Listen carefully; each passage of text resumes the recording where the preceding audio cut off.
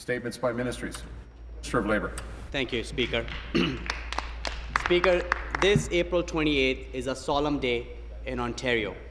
We will stop to observe in somber remembrance workers who have been killed or injured on the job.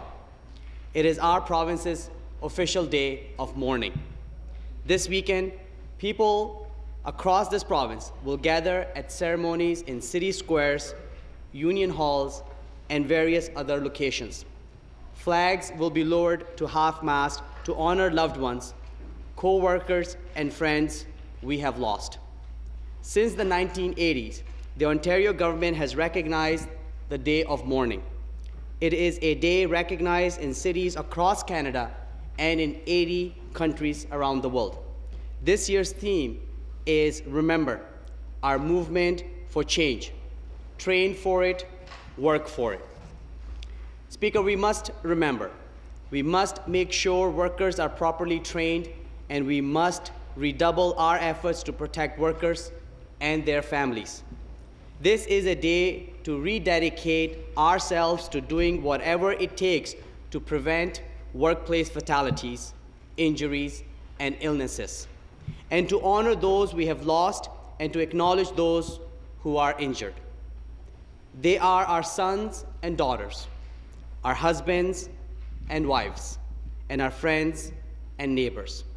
We honor the skill, dedication, and commitment they brought to their jobs every day by making sure those who follow have safer workplaces. Speaker, I'm notified each and every time a worker is injured or killed in our province. This is the toughest part of my job. Most recently, Speaker, an accident occurred just blocks away from my house in Ottawa. No family should ever have to hear that a loved one is not coming home from work. Thanks to the commitment of those who fight to make workplaces safer, together we are making progress. Workplace injuries have decreased significantly over the last number of years. In construction sites, businesses, hospitals, and schools, health and safety advocates are making workplaces safer. Our government has taken strong steps to reduce and eliminate workplace injuries.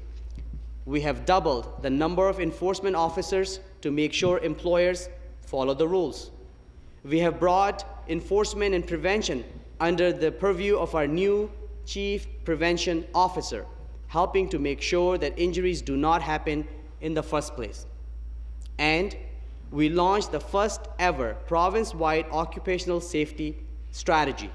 It was developed with input from labor, employers, injured workers, and community groups to establish clear priorities and rules that will guide our work in the years ahead.